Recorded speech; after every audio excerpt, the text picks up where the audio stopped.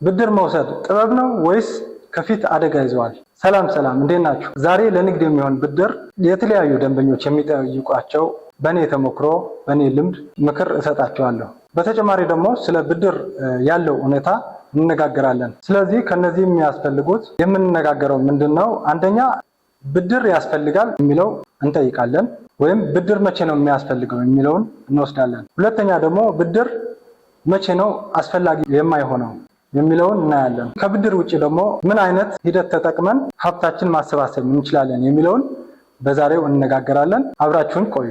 ወደዚህ ከመግባታችን በፊት ግን አበዳሪዎች የምንላቸው እነማን ናቸው ብለን እናያለን። መጀመሪያ የተለያዩ አበዳሪዎች አሉ። ከባንክ ጀምሮ ማይክሮ ፋይናንሶች አሉ፣ እንዲሁም የህብረት ስራ ማህበራት አሉ። እነዚህ የራሳቸው አሰራር የተለያዩ አሰራር አላቸው። ስለዚህ በአሰራራቸው መንገድ የራሳቸው የሆነ የሚከተሉት ከሚቆጣጠራቸው አካልም የተቀበሉት የራሳቸውም ለውድድር የሚያመቻቸው ሂደቶች ተጠቅመው ስራዎቻቸው ይሰራሉ። በአጠቃላይ እነዚህን አበዳሪዎች ብለን በዚህ ቪዲዮ ውስጥ እንጠራቸዋለን። አንደኛው ምንድነው? ብድር መቼ ያስፈልጋል የሚለው እናያለን። ብድር ለስራችን በጣም ጠቃሚ መሳሪያችን ሊሆን ይችላል። ነገር ግን በትክክለኛው ጊዜና ቦታ ብቻ ከተጠቀምነው ነው ብድር ጠቃሚ የሚሆነው ማለት ነው። ስለዚህ ብድር ጠቃሚ የሚሆንበት ጊዜ መቼ ነው ብለን እናያለን። አንደኛ ቢዝነሳችን እውነታው የተረጋገጠ ከሆነ ብድር ጠቃሚ ነው። ብድር ጠቃሚ የሚሆኑት እውነታው የተረጋገጠ ቢዝነስ የሚባለው ከባለፈው ቪዲዮአችን ማየት ትችላላችሁ። ነገር ግን አጠር አድርጌ አቀርባቸዋለሁ። አንደኛው የደንበኞች ፍላጎት ካለ ነው። ሁለተኛ ደግሞ ደንበኞቹ የሚከፍሉበት ከሆነ እሱን ማረጋገጥ መቻል አለብን። ሶስተኛ ቅድሚያ የተከፈለ ነገር ካለ ወይም ቀድመው ኦርደር ያደረጉ ደንበኞች በፕሪሴል መልክ ንብረቶቻችን ተቀብለው ከሆነ እነዚህን ካረጋገጥን ብድር አስፈላጊ ይሆናል ማለት ነው። ስለዚህ ብድር ጠቃሚ የሚሆነው እነዚህ ላይ እየሰሩ ያሉ ነገሮች ላይ ሲጨመር ነው። ሁለተኛ በቀጥታ ገቢ ማምጣት የሚችሉ መሳሪያዎችን ለመግዛት ብድር ጠቃሚ ሊሆን ይችላል። እነዚህ የሚመለከቱ ለምሳሌ ያክል እንደ ኮንስትራክሽን ያሉ መሳሪያዎች ለመግዛት፣ ለፎቶግራፊ የሚሆኑ መሳሪያዎች ቀጥታ ገቢ የሚያመጡ ናቸው። በተጨማሪም የምግብ አገልግሎቶች ካሉ፣ ሌላ ለትራንስፖርት የምንጠቀምበት ከሆነ ለምሳሌ መኪና ቀጥታ ገዝተን ለትራንስፖርት አገልግሎት የሚውል ከሆነ እሱ ገቢ የሚያመጣ ስለሆነ ብድር ብንበደርበት ጠቃሚ ነው ማለት ነው። ስለዚህ ወዲያውኑ ምርትና ገቢያችሁ የሚያመጡላችሁ እቃዎች ለመግዛት ወይም ቁሶች ለመግዛት ከሆነ እናንተ ጥበብ የተሞላው ብድር እየወሰዳችሁ ነው ማለት ነው። ሶስተኛው አስቀድመን ገቢ የሚሆን ገንዘብ ማግኘት የሚችል መሆናችንን ማረጋገጥ ከቻል ብድር ጠቃሚ ነው ማለት ነው። ምክንያቱም ገቢ የሚሆን ገንዘብ እንደሚመጣ እርግጠኛ ከሆናችሁ ብድር መውሰድ ተገቢ ነው ማለት ነው። ለምሳሌ እነዚህን ማረጋገጥ የምትችሉበት በኮንትራክት የተያዘ ወይም በውል የተያዘ ነገር ካለ፣ ሁለተኛ በፕሪሴል የተያዘ ነገር ካለ እነዚህን ቀጥታ ገቢ ማምጣት የሚችሉ ነገሮች አረጋግጠን ከሆነ ብድራችን ማኔጃብል ይሆናል ወይም ለሪፔመንት አንቸገርም ማለት ነው። አራተኛ ስራችን ለማስፋፋት አስፈላጊ ከሆነ ብድር ጠቃሚ ይሆናል ማለት ነው። ስራችን ለማስፋፋት ማለት የነበረ ስራ ወይም ከዚህ በፊት እየሰራንበት የነበረ ስራ ከሆነ ብድር መውሰድ ጠቃሚ ነው። ከአዲስ ስራ የተሻለ ደህንነት ያለው ነባሩ ወይም የነበረው ብድር ብንወስድ ጥሩ ይሆናል ማለት ነው። ሁለተኛ ብድር የማያስፈልገን መቼ ነው ወይም ብድር የማይፈለግበት ጊዜ መቼ ነው የሚለውን እናያለን። አሁን እውነታውን እንነጋገር ቢባል ብድር አብዛኞቹ ሰዎች ለማያስፈልግ ነገር ወይም ለማያስፈልጋቸው ነገር በተሳሳተ መልኩ ይፈልጉታል ወይም ሲጠይቁ ይታያሉ። መያዣ ስላላቸው ወይም ኮላተራል ምንለው እኛ ንብረት ስላላቸው ብቻ ሊበደሩ ይፈልጋሉ። ግን ይሄንን የተሳሳተ ነው። ስለዚህ እነዚህ ሁኔታዎች ሲያጋጥሟችሁ በጭራሽ እንዳትበደሩ። አንደኛ የቢዝነስ ሐሳባችሁ ሙከራ ካላደረጋችሁለት አትበደሩ። ብድር በራሱ የተሳሳተ የቢዝነስ ሐሳብ ከሆነ ወይም መፍትሄ ማያመጣ ነገር ከሆነ አስፈላጊ አይደለም ማለት ነው። ብድር የደንበኛ ፍላጎት ከሌለ ወይም ዲማንድ ከሌለ የሚፈጠረው ዕዳ ብቻ ነው ማለት ነው። ሁለተኛ ለማርኬቲንግ ወይም ለማስታወቂያ የሚሆን ብድር እንዳትበደሩ። ብዙ ሰዎች የሚሳሳቱት ለዚህ ነው። ምክንያቱም ለማርኬቲንግ ወይም ለማስታወቂያ ብቻ ካወጡ በማርኬቲንግ ውስጥ የሚያሳይ እርግጠኛ የሆነ ትርፍ ወይም ውጤት አያመጣም። ስለዚህ ብዙ ጊዜ ማርኬቲንግ በራሱ በቀጥታ ውጤት እንደማያመጣ ይህንን አበዳሪዎችም በትክክል ያውቁታል ማለት ነው። ሶስተኛ የፋይናንስ እቅድ በሚገባ ካልተቀመጠ ብድር አያስፈልጋችሁም ማለት ነው። እነዚህን የፋይናንስ እቅዶች የሚይዛቸው ምን ናቸው ብለን አጠር አድርገን እናያቸዋለን። የመጀመሪያ ስታርታፕ ያልናቸው ባለፈው ቪዲዮዎች ስታርታፕ ኮስትስ የምንላቸው በትክክል መቀመጥ መቻል አለባቸው። በትክክል ካልተቀመጡ አበዳሪዎች ተቀባይነቱን አይሰጧችሁም ማለት ነው፣ ወይም ተቀባይነት አበዳሪዎች ዘንድ የለውም ማለት ነው። ሁለተኛ የገቢ ምንጮቻችሁ በግልጽ መታወቅ መቻል አለባቸው። የገቢ ምንጭ ካልታወቀ ብድር የመውሰድ ወይም አበዳሪዎች እናንተን ለመስጠት ክፍት አይደሉም ማለት ነው። ሌላው ካሽ ፍሎው ባለፈው ቪዲዮ እንዳየነው ገብታችሁ ማየት ትችላላችሁ። በሰፊው ስለተነጋገር ካሽ ፍሎው ወይም የገንዘብ ፍሰታችሁን ምን ያክል እንደሆነ ማወቅ መቻል አለባቸው። አበዳሪዎቹ ይህንን አይተው ነው እናንተን ብድር የሚሰጧችሁ ማለት ነው። ሌላው የአከፋፈል ስትራቴጂያችሁ ወይም የሪፔመንት ስትራቴጂ ምን ይመስላል ብለው ደግሞ እነሱ አሰስ ያደርጋሉ ማለት ነው። ስለዚህ ሁሉንም የምታደርጉት ነገር እነሱ ብዙ አናሊሲሶች ይሰራሉ። ባንኮች ወይም አበዳሪዎች ያልናቸውን ቅድም ብዙ አናሊሲስ ይሰራል። አናሊሲስ ከሚሰሩት የተወሰኑት ወይም በደንብ የሚታዩትን እነግራቸዋለሁ። አንደኛው ማርጂናል ፕሮፊት የምንለውን ነው። ማርጂናል ፕሮፊት የምንለውን ከአንድ ብር ስንት ሳንቲም ያገኛል ወይም ስንት እጥፍ ያገኛል፣ ከአንድ ብር ስንት ፐርሰንት የሚሆን ገንዘብ ይገኝበታል ማለት ነው። ሌላው ካሽ ፍሎው ቅድም ብለናል። ሌላው ደግሞ ፔይባክ ፐሬድ ይታያል ማለት ነው። ፔይባክ ፐሬድ ከወሰድነው አጠቃላይ ካለን መጀመሪያ ካወጣነው ወጪዎች በስንተኛው ዓመት ላይ ትርፍ አግኝተን እንመልሳለን የሚለውን ይታያል። ስለዚህ እኛ ብድር ከተበዳሪዎች ከወሰድ በስንተኛው ዓመት ላይ ነው እኛ ትርፋማ የምንሆነው የሚለውን ግልጽ አድርጎ ያስቀምጥልናል ማለት ነው። በሬሾ ነው የሚቀመጠው። ለምሳሌ ያክል 10,000 ብር የጀመርንበት ስታርታፕ ኮስታችን ከሆነ በየዓመቱ 2500 ብር የምናገኝ ከሆነ በ4 ዓመት ውስጥ ያለንን ወጪዎቻችን ከበር እናደርጋለን ማለት ነው፣ ወይም እንሸፍናለን ማለት ነው። ስለዚህ እነዚህን ሁሉ ታይተው በአበዳሪዎች አናሊሲስ ተሰርተው ይመጣሉ። በአበዳሪዎች በኩል የሚቀርቡት በጣም ብዙ አይነት ሰፊ የሆነ የአቀራረብ ወይም አናሊሲስ የሚያቀርቡት ዘዴዎች አሏቸው። እነዚህን በሌላ ቀን እናያቸዋለን። አሁን ግን ለጊዜው እናንተ ለብድር የሚያስፈልጋችሁ ስለሆኑ እነዚህን ባጭሩ አይተናል ማለት ነው።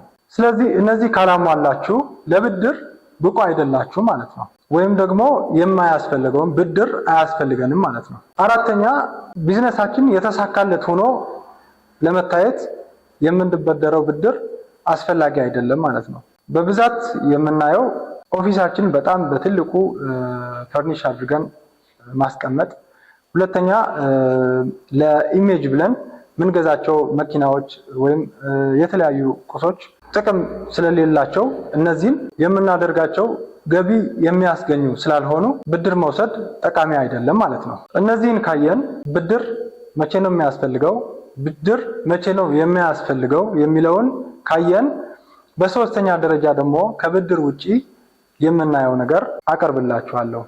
ከብድር ውጪ ሀብታችን ለማሰባሰብ ምንድን ነው ማድረግ የምንችለው የሚለውን ሶስተኛና አራተኛ ከዚህ በኋላ ጠቅሳቸዋለሁ ማለት ነው። ሶስተኛ እኛ ግራንት የምንለውን ወይም በዶኔሽን መልክ የሚመጣው ነፃ ገንዘብ የምንለውን ወይም በእርዳታ የሚመጣው ግራንት የሚባለውን አጠር አድርገን እናያለን። ይህንን ግራንት ወይም ዶኔሽን የምንለውን ብዙ ሰው የማይጠቀምበት ነው። ግራንት ምን ማለት ነው ብንል የማንከፍልበት ወይም ሪፔመንት የሌለበት በነፃ የምንሰጠው ገንዘብ ነው። ይህንን ደግሞ የሚቀርበው ኤንጂኦ የምንላቸው እኛ በመንግስታዊ ያልሆኑ ድርጅቶች ስራ ፈጣሪዎችን ለማነሳሳት የሚሰጥ ለወጣቶች የሚሰጥ የነፃ ገንዘብ ነው ማለት ነው። ለምንድን ነው የምንፈልገው ብለን ስናይ አንደኛ የሚከፈል ነገር የለውም፣ ሪፔመንት የለውም።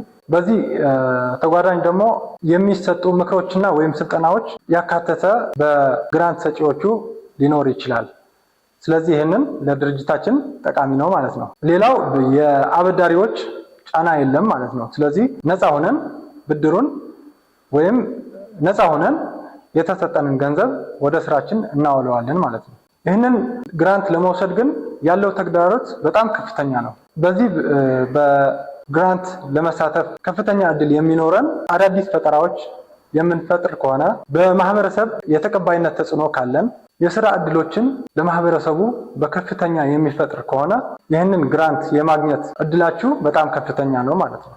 አራተኛ የሼር ሽያጭ ለኢንቨስተሮች መሸጥ ነው።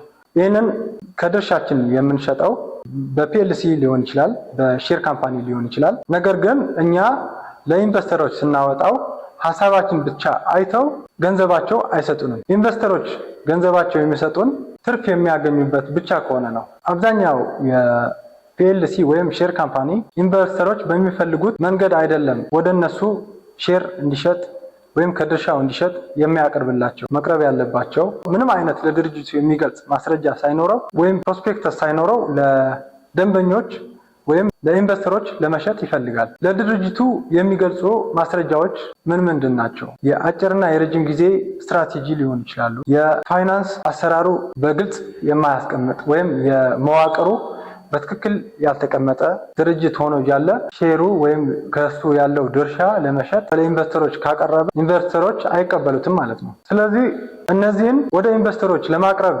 ቢፈልጉም እነሱ ግን እነዚህን ሳያጣሩ አይገዙም። አንደኛ ማረጋገጫ ይፈልጋሉ። ያሏችሁን ደንበኞች ፍላጎቱ ምን ያክል ነው ብለው ቼክ ያደርጋሉ ማለት ነው። ሁለተኛ የመስራቹ ብቃት ወይም የኬፓብል የሆነ ፋውንደር መሆን መቻል አለበት። ኢንቨስተሮቹ በእናንተ ብቃት ነው እንጂ በሀሳባቸው አይደለም ፎከስ የሚያደርጉት ወይም ትኩረት የሚያደርጉት በብቃታችሁ ነው። ስለዚህ ይህንን ስራ ብገዛው ወይም እኔ ሼር ብገዛ ይህንን ስራ በትክክል ይሰሩታል ወይ ብለው ያረጋግጣሉ ማለት ነው። ሶስተኛ የማደግ ሁኔታ ነው። ስኬላቢሊቲ የምንለው ድርጅቱ ወይም እኔ ኢንቨስት የማደርግበት ነገር የሚያድግ ነው ወይ ብለው ቼክ ያደርጋሉ። አብዛኞቹ ትንንሽ በሆኑ ነገሮች ላይ ወይም በጎንዮሽ የሚሰሩ ነገሮች ላይ ኢንቨስት ማድረግ አይፈልጉም። በትላልቅ እና ማደግ የሚችሉ ጅማሬያቸው ትንሽ ሆኖ በኋላ ግን እያደገ የሚሄድ ድርጅት ወይም በትልቁ የሚያድግ ድርጅት ነው የሚፈልጉት። አራተኛ የፋይናንስ ስርዓት አያያዝ በትክክል ቼክ ያደርጋሉ ማለት ነው። እነሱ የሚፈልጉት በስነ ስርዓት ኦዲት ተደርጎ ህጋዊ በሆነ የተቀመጠ ፋይናንሻል ስቴትመንት ወይም የሂሳብ መዝገብ ሬሾዎቹ ተሰርተው መቀመጥ መቻል አለባቸው። እነዚህ ካልተቀመጡ ኢንቨስተሮቹ አይገዟችሁም ማለት ነው። ስለዚህ እነሱ በሚገባቸው ቋንቋ ወይም የቢዝነስ ቋንቋ አኩሬት በሆነ ፋይናንሻል ስቴትመንት እና ሌሎች የሂሳብ አያያዝ ስርዓቶች መቀመጥ መቻል አለበት። አምስተኛ የባለቤትነት መቀያየር ወይም ኦውነርሺፕ ትሬድ ኦፍ የሚለውን ማረጋገጥ መቻል አለባቸው። ስለዚህ ባለሀብቶች እኛ ላይ ኢንቨስት ሲያደርጉ የኛ የድርሻ ወይም የኢኩዊቲ መጠናችን በድርጅታችን ይቀንሳል ማለት ነው። ስለዚህ እነሱን ማረጋገጥ የሚፈልጉበት ነገር በሰርቲፊኬት እና በተለያዩ እነሱን በውልና ማስረጃ ሄዶ ለነሱ ህጋዊ የሆነ የተሸጠበት ሰርቲፊኬት እነሱ ኢንቨስተሮቹ መያዛቸው አረጋግጠው ይገዟቸዋል። ለማጠቃለል ያክል በባንኩኝ ሲሰራ በደንበኞች ለብድር ጥያቄዎች ሲቀርቡ ያያዋቸው ላጋራችሁ። አብዛኞቹ ነጋዴ ብድር አይደለም የሚፈልጉት ዋናው እቅዳቸው ነው። እቅዳቸው የተስተካከለ መሆን ይፈልጋሉ፣ እኔ ካየሁት ማለት ነው። በብዛት ግን እኔ ያየኋቸው የሚጸድቁት አብዛኞቹ ብድሮች በሶስት ነገሮች በስፋት ትኩረት ይደረጋሉ በአበዳሪዎች ማለት ነው። መጀመሪያው ግልጽ የሆነ የንግድ ሞዴል ወይም ቢዝነስ ሞዴል መኖር መቻል አለበት። አብዛኞቹ ግልጽ የሆነ ቢዝነስ ሞዴል ስላላቸው እንዴት ነው የምሰራው፣ ከየት ነው ገቢ የማገኘው የሚለውን ስላላቸው ብድራቸው ጸድቆላቸዋል። ሁለተኛው የገንዘብ ፍሰታቸውን በደንብ ይታያል። ቅድም የጠቀስኳቸው የካሽ ፍሎው፣ ፔይባክ ፔሪድ፣ ማርጂናል ፕሮፊት የሚባሉትን እነዚህን በደንብ ይታያሉ ማለት ነው። ሌላው ተጨባጭ የሆነ የፋይናንስ ትንበያ ወይም ፋይናንሻል ፕሮጀክሽን ያላቸው በትክክል የፋይናንስ አያያዝ ስርዓታቸው ጥሩ ከሆነ ይጸድቅላቸዋል ማለት ነው። የማይጸድቁ ብድሮችስ እንዴት ያሉ ናቸው ብለን ካየን መዋቅር የላቸውም፣ በተጨማሪም ማረጋገጫ የላቸውም፣ በትክክል ቁጥሮችን አያስቀምጡም፣ ህልም ብቻ ነው ያላቸው። ከዚህ ተነስቼ እነዚህን ሁሉ ስህተቶች እናንተ እንዳትደግሙት በዚህ ቪዲዮ እነግራችኋለሁ። ስለዚህ ብድር የሚያስፈልጋችሁ መቼ ነው ብለን መጀመሪያ ባነሳነው መንገድ መሰረት ብድር የሚያስፈልገው ለአዲስ ጀማሪ ሳይሆን የሚያስፈልገው በቢዝነስ ውስጥ ከነበራችሁ የእናንተ ኮንትሪቢዩሽን ወይም አስተዋጽኦ ካለው ይህንን ሁሉ አበዳሪዎችም ይህንን ተገንዝበው እናንተን ለብድር ብቁ ሊያደርጓችሁ ይችላሉ። እናንተም የምትወስዱት ብድር በጥቅም ላይ ይውላል። ሁለተኛ ላልተፈለገ መጨናነቅና የንብረታችሁ መውረስ ውስጥ አይገባም ማለት ነው። በተቻለ መጠን ደግሞ ግራንት ያልናቸው ቀደም ብለን በእነሱ ውስጥ ተሳትፎ ብታደርጉ የተሻለ ነገር አዲስ ነገር ወይም አዲስ ሀሳብ ካላችሁ ገንዘብ ወስዳችሁ ብትጠቀሙ የተሻለ አማራጭ ነው ብዬ አስባለሁ። ግራንት ወይም ዶኔሽን በምትችሉት መጠን አፈላልጉ። በተጨማሪም በቀጥታ ገቢ ለሚያመጡላችሁ ነገሮች ትኩረት አድርጋችሁ ብድር መበደር ትችላላችሁ። ይህንን ቪዲዮ እናንተን አጋዥ ሆኖ ካገኛችሁ ሳብስክራይብ፣ ላይክ፣ ሼር በማድረግ እንዲሁም ያላችሁን ሀሳብ በኮሜንት አስቀምጡልኝ። እንዲሁም ከባንክ ብድር ለመውሰድ የሚያስፈልጉት መስፈርቶች ከፈለጋችሁ ቼክሊስት ብላችሁ በኮሜንት ጻፉልኝ። ቼክሊስቱን ወደ እናንተ እልክላችኋለሁ። ስለተከታተላችሁኝ አመሰግናለሁ። በቀጣይ ቪዲዮ እንገናኝ። ሰላማችሁ ይብዛ።